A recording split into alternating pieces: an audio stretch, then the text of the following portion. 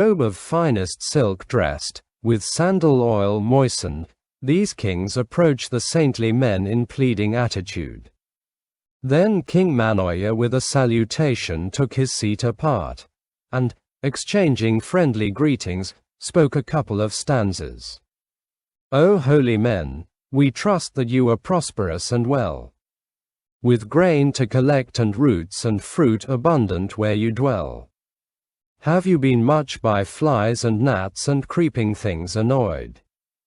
Or from wild beasts of prey have you immunity enjoyed? Then these stanzas were spoken by them as question and answer. We thank you, King, and answer thus. We prosper and are well, with grain to collect and roots and fruit abundant where we dwell. From flies and gnats and creeping things we do not get annoyed, and from wild beasts of prey we here immunity enjoy. Areca nuts for such as live as hermits here many. No harmful sickness that I know has ever here been found. Welcome, O King, a happy chance directed you this way. Mighty you are and glorious. What job brings you, please tell? The tinduk and the piyal leaves, and kasumari sweet, and fruits like honey, take the best we have, O King, and eat. And this cool water from a cave high hidden on a hill. O mighty monarch, take of it, drink if it be your will. Accepted is your offering by me and all, but please, give ear to what wise Nanda here, our friend, has got to say.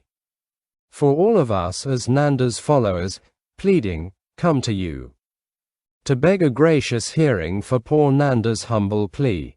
The sage Nanda, thus addressed, rose from his seat and saluted his father and mother and brother, and, conversing with his followers, said, Let country folk, 100 odd, and Brahmins of great fame, and all these noble warrior chiefs, famous in name, with King Manoya, our great lord, all approve this my claim.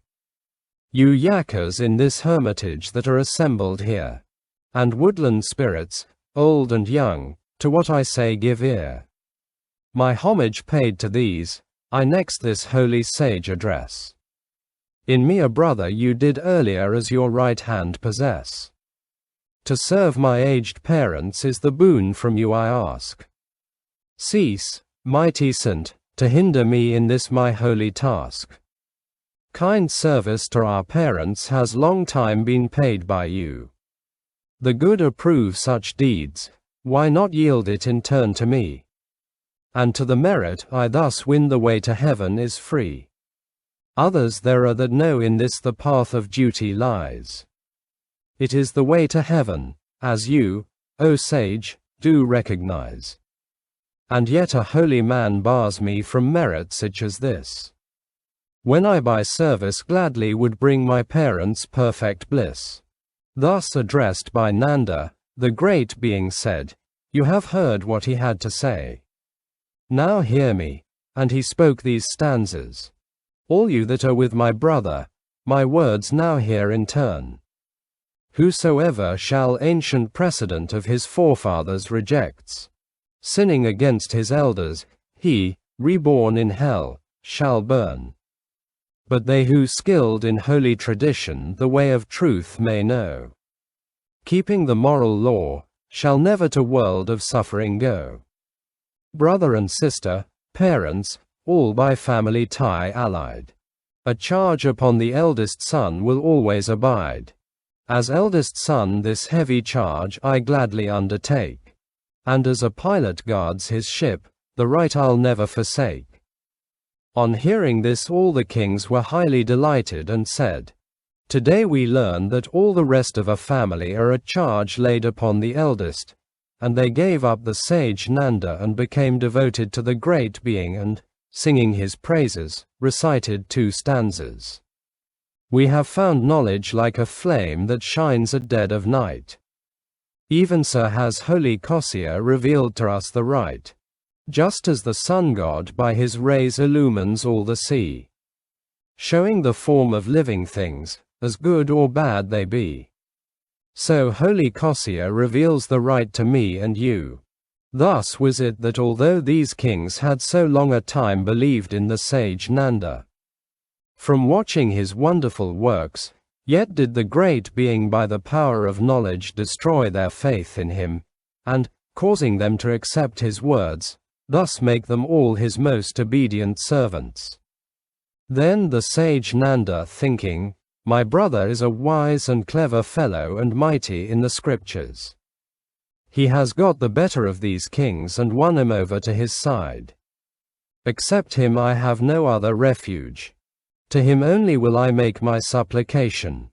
And he spoke this stanza. Since you my pleading attitude minds not, nor outstretched hand, your humble bond slave will I be, to wait at your command. The great being naturally entertained no angry or hostile feeling towards Nanda.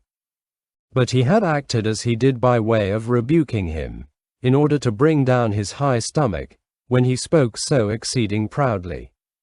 But now on hearing what he had to say he was mightily pleased, and conceived a favor towards him, and saying, now I forgive you and will allow you to watch over your father and mother, and making known his virtues he said, Nanda, you know the true faith well, as saints have taught it you.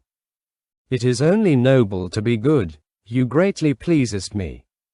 My worthy parents I salute. List you to what I say. The charge of you as burden was never felt in any way. My parents I have tended long, their happiness to earn. Now Nanda comes and humbly begs to serve you in his turn.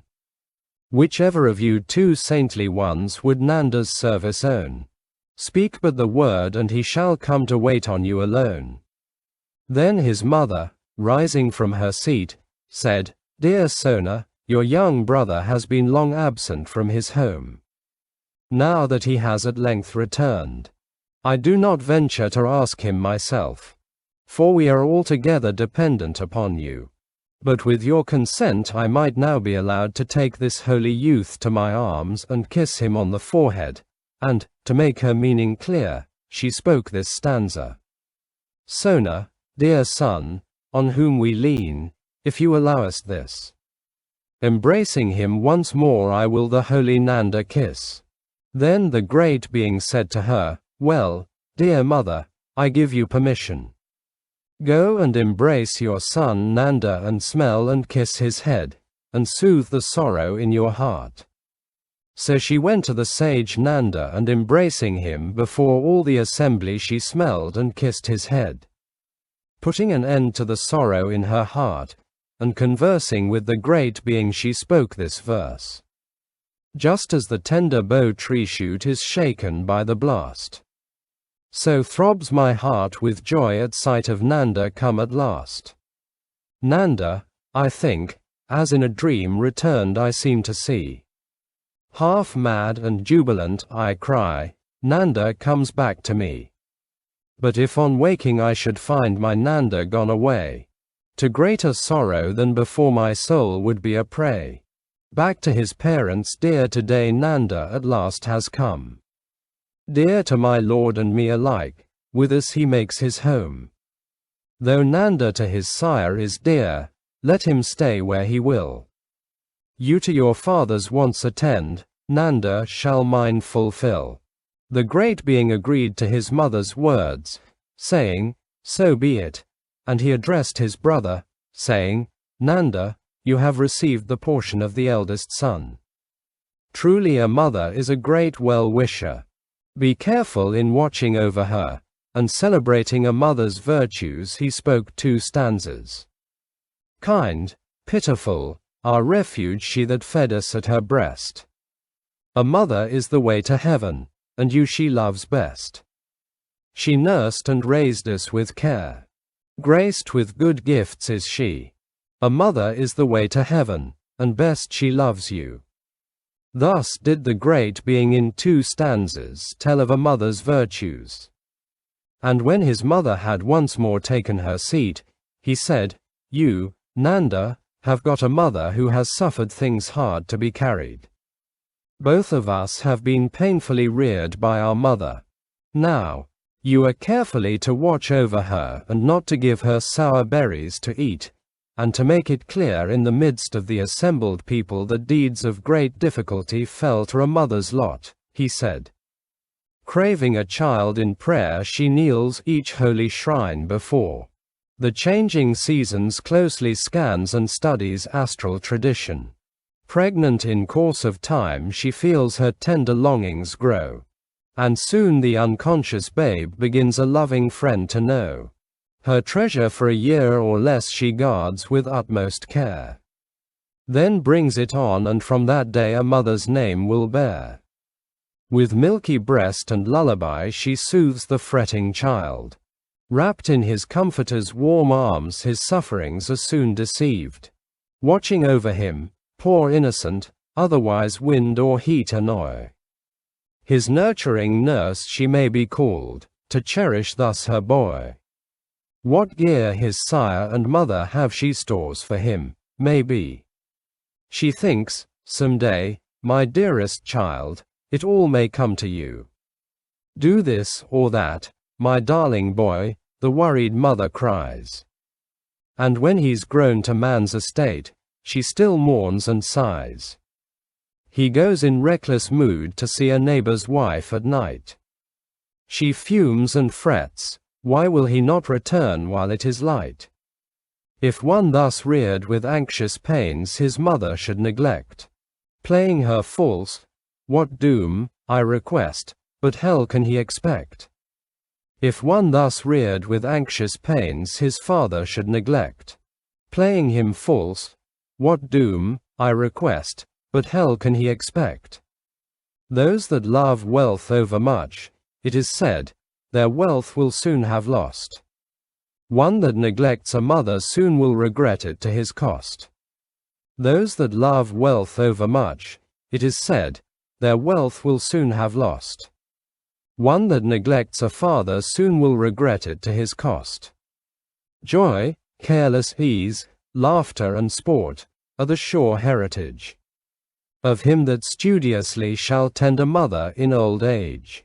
Joy, careless ease, laughter and sport, are the sure heritage of him that studiously shall tend a father in old age. Gifts, loving speech, kind offices, together with the grace of calm indifference of mind shown in due time and place. These virtues to the world are as linch-pin to chariot wheel. These lacking, still a mother's name to children would appeal. A mother like the sire should be with respectful honor crowned.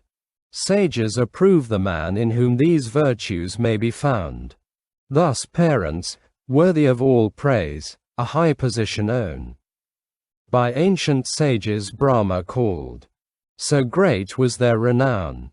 Kind parents from their children should receive all reverence due. He that is wise will honor them with service good and true. He should provide them food and drink, bedding and clothing suitable. Should bathe them and anoint with oil and duly wash their feet. For kindly services like these sages his praises sound. Here in this world, and after death in heaven his joys many. Thus, as though he should set Mount Sineru rolling, did the great being bring his lesson to an end. On hearing him all these kings with their assemblages became believers. So then establishing them in the 5 moral laws and advising them to be diligent in almsgiving and the like virtues, he dismissed them, and they all, after ruling their kingdoms righteously, at the end of their days went to heaven. The sages, Sona and Nanda, as long as they lived, served to their parents and became destined to the Brahma world. The master here ended his lesson and revealing the truths identified the birth. At the end of the truths the brother who cherished his mother was established in the fruition of the first path. At that time the parents were members of the great king's court. The sage Nanda was Ananda. King Manoya was Sariputra, the 101 kings were 80 chief elders and certain others, The 24 complete armies were Buddha's disciples, but the sage Sona was I myself.